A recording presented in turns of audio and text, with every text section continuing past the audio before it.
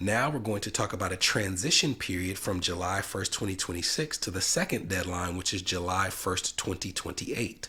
July 1st, 2028 is the date by which all payment plans except the old and new versions of IBR and the repayment assistance plan will be phased out. What does that mean? That means that the income contingent repayment plan will be phased out. The SAVE plan is not going to be phased out. It's going to be done in very short order. And you also are going to see the pay-as-you-earn plan phased out.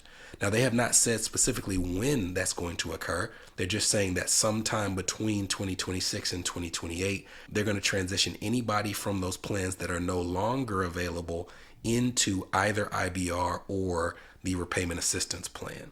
Now, there's a lot of things that are important there. The first is, let's talk about who's eligible for which plan.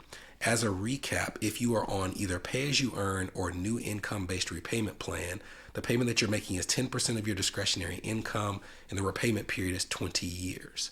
If you are only eligible for the old version of income-based repayment plan, then you have to pay 15% of your discretionary income for 25 years. Repayment assistance plan is one that we're actually going to touch on in a later episode. We'll go into detail about how that plan works, but just know that that's a 30-year repayment period that in many cases for high income earners carries a higher payment than all of the other options that we just mentioned.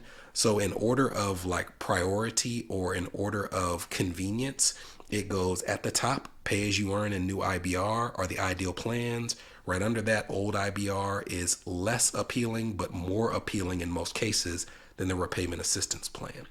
Now, in the original proposal, in both the House and the Senate, they were going to do away with the new version of income-based repayment. And regardless of whether you were typically eligible for that plan, everybody was going to be stuck with the old version of IBR, 5% higher payment, 5-year longer repayment period.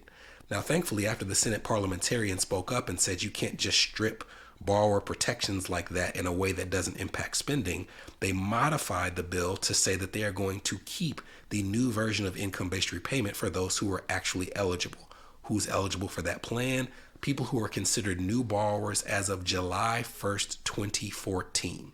So essentially, if you're someone who's in your early 30s or younger, you are likely eligible for new IBR.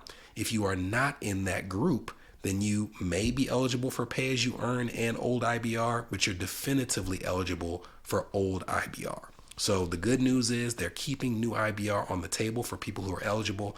The bad news is they are not opening it up to a new group of borrowers. So if you're mid-30s or older, after July 1st, 2028, you're going to be stuck with either repayment assistance plan or the old version of IBR.